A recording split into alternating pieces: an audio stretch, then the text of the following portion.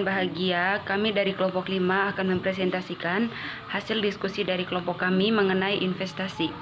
Kami beranggotakan 5 orang, saya sendiri, Maria Kurniatri Fildason dengan NIM 126, teman saya Kurniawan Sowakil dengan NIM 128, Egi Nur Paizi dengan NIM 150, Rifka Tunajia dengan NIM 156, dan Putri Intan Oktaviani dengan NIM 152. Langsung saja ke materinya. Yang pertama, investasi. Investasi adalah penanaman dana untuk jangka waktu lebih dari 1 tahun, pada umumnya jauh lebih lama dari itu, serta investasi merupakan suatu tindakan yang dilakukan oleh satu entitas untuk mengkonversi suatu aktiva atau sumber daya dengan aktiva lainnya dengan maksud untuk memanfaatkan dana yang menganggur, spekulasi, menguasai entitas lain atau kepemilikan, memperoleh pendapatan tetap melalui bunga atau dividen, atau menjamin ketersediaan bahan baku untuk operasi perusahaan yang bisa disediakan oleh entitas lainnya. Selanjutnya, tujuan investasi ada 2, yaitu untuk memperoleh hasil tetap dan untuk menguasai perusahaan lain. Investasi yang paling umum dilakukan dalam entitas bisnis ada 2. Yang pertama, investasi dalam obligasi. Yang kedua, investasi dalam saham. Dengan memilih obligasi, Anda dapat melakukan investasi lebih aman karena kemungkinan terjadinya gagal bayar sangat minim, terutama obligasi yang diterbitkan oleh pemerintah. Misalnya hal ini terjadi, Anda akan diberi jaminan dari aset yang dimiliki pemerintah. Lalu, investasi dalam saham. Saham merupakan salah satu jenis investasi yang paling dikenal oleh masyarakat ini. Dari segi keuntungan, investasi jenis saham menawarkan hasil yang lebih tinggi dibandingkan dengan jenis investasi lainnya. Namun, dengan adanya sifat high rate, investasi saham juga berisiko tinggi karena harganya yang fluktuatif dan sangat bergantung pada keadaan ekonomi, politik, maupun keadaan tertentu seperti hari raya. Selanjutnya, investasi dalam sekuritas hutang. Sekuritas hutang adalah instrumen yang menunjukkan hubungan kreditor dengan suatu perusahaan. Yang pertama, sekuritas hutang yang dipegang sampai jatuh tempo disajikan pada neraca sebagai investasi. Sekuritas hutang yang menurut maksud dan kemampuan perusahaan akan dimiliki sampai jatuh tempo. Perusahaan menghitung sekuritas yang dimiliki sampai jatuh tempo sebesar biaya yang diamortisasi, bukan pada nilai wajarnya. Jika manajemen berniat memiliki sekuritas investasi tertentu sampai jatuh tempo dan tidak mempunyai rencana untuk menjualnya, maka nilai wajar atau harga jual tidaklah relevan untuk mengukur dan mengevaluasi arus kas yang berkaitan dengan sekuritas ini. Yang kedua, sekuritas hutang yang siap dijual kapan saja, disajikan pada neraca sebagai investasi. Keuntungan dan kerugian yang belum direalisasi yang berkaitan dengan perubahan nilai wajar sekuritas hutang yang tersedia yang dijual dicatat dalam akun keuntungan dan kerugian kepemilikan yang belum direalisasi. Jadi, perusahaan melaporkan dalam neraca sekuritas yang tersedia untuk dijual pada nilai wajar, tetapi tidak melaporkan perusahaan nilai wajar sebagai bagian dari laba bersih sampai sekuritas itu dijual. Yang ketiga, sekuritas hutang perdagangan. Disajikan sebagai kas setara kas. Sekuritas perdagangan dimiliki dengan maksud akan dijual dalam periode waktu yang singkat. Perdagangan dalam konteks ini berarti pembelian dan penjualan sering dilakukan, dan sekuritas perdagangan digunakan untuk menghasilkan laba dari selisih harga jangka pendek. Periode kepemilikan atas sekuritas ini biasanya kurang dari 3 bulan dan mungkin lebih sering diukur dalam hitungan hari atau jam. Sekuritas ini dilaporkan pada nilai wajar dengan keuntungan dan kerugian kepemilikan yang belum direalisasi dilaporkan sebagai bagian dari laba bersih. Keuntungan atau kerugian kepemilikan adalah perubahan bersih dalam nilai wajar sekuritas dari satu periode ke periode lainnya, tidak termasuk pendapatan dividen atau bunga yang telah diakui tetapi belum diterima. Baiklah, selanjutnya itu perlakuan akuntansi dan pelaporan. Kategori sekuritas hutang yang dipegang sampai jatuh tempo. Penilaiannya itu cost amortisasi. Keuntungan atau kerugian yang belum direalisasi tidak diakui. Pengaruh pada pendapatan lain-lain. Pendapatan bunga ketika diterima. Keuntungan dan kerugian dari penjualan. Kedua, sekuritas hutang perdagangan. Penilaiannya nilai wajar, keuntungan atau kerugian yang belum direalisasi diakui pada penghasilan laba bersih. Pengaruh pada pendapatan lain-lain, pendapatan bunga ketika diterima, keuntungan dan kerugian dari penjualan.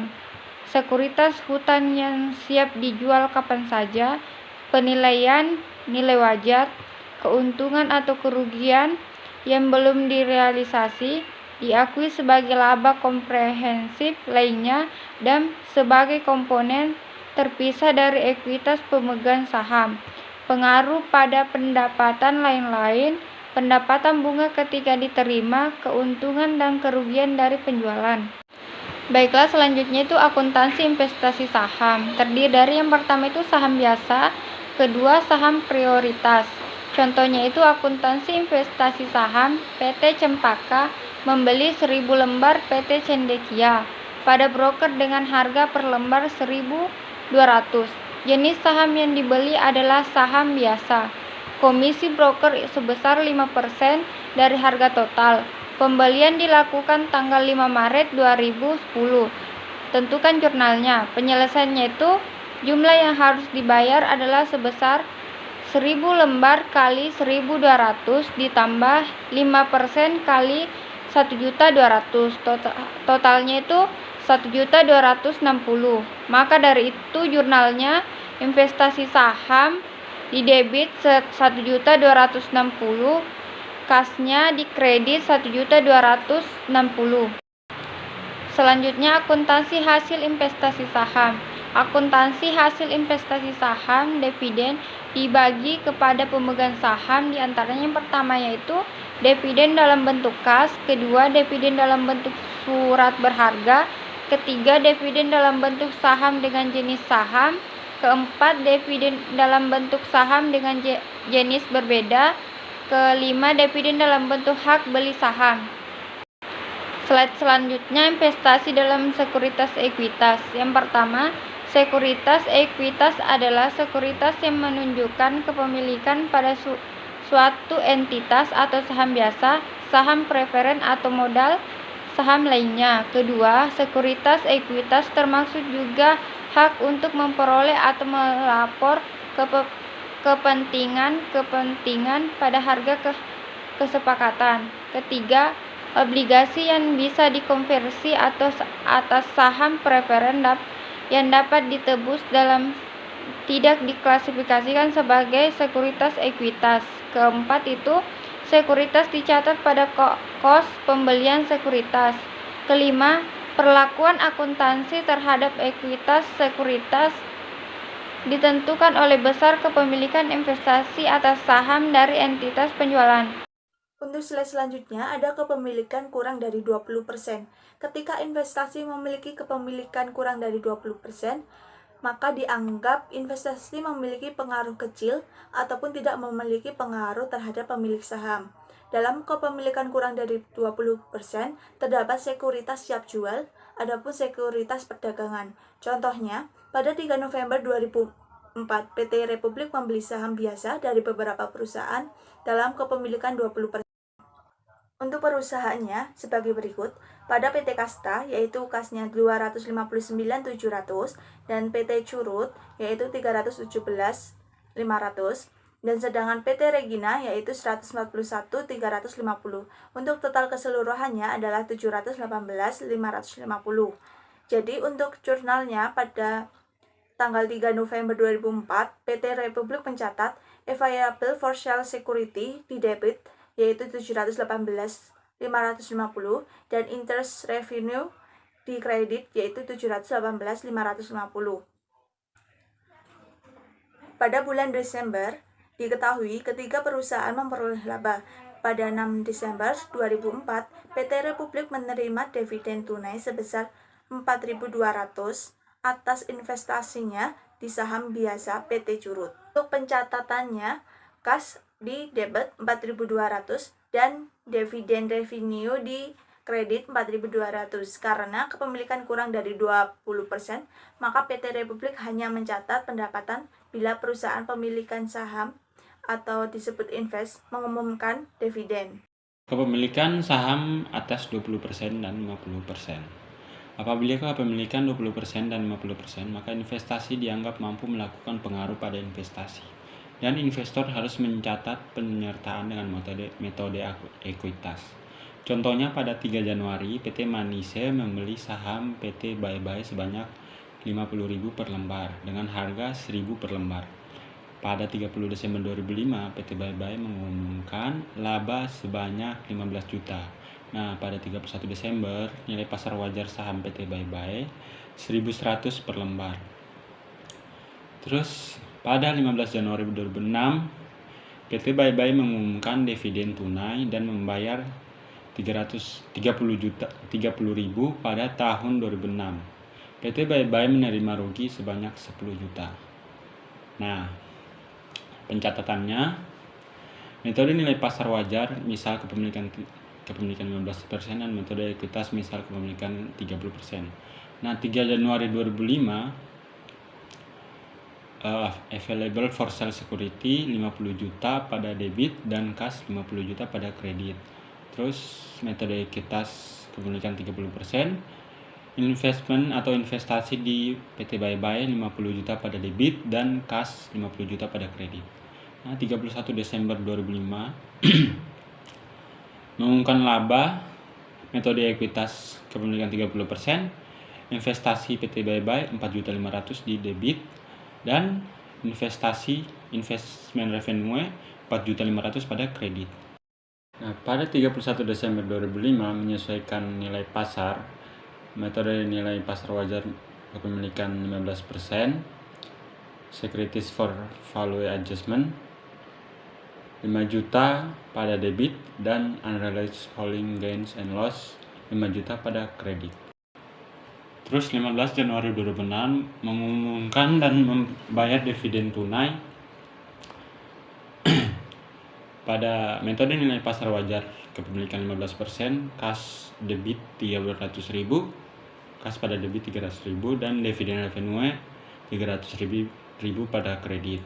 Terus metode ekuitas kepemilikan 30%, kas 300.000 pada debit dan investasi di PT Bye Bye 300.000 pada kredit. 31 Desember 2006 PT Bye Bye mengumumkan rugi sebanyak 10 juta. Nah, metode ekuitas misal kepemilikan 30%,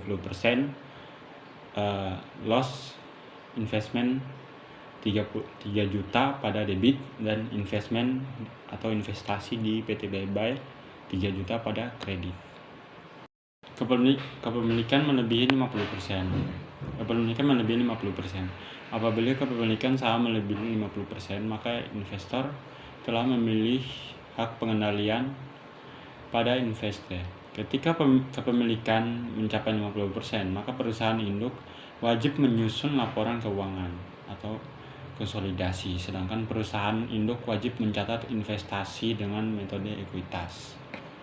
Nah, penyajian investasi di neraca itu yang pertama ada sekuritas perdagangan disajikan sebagai aktiva lancar.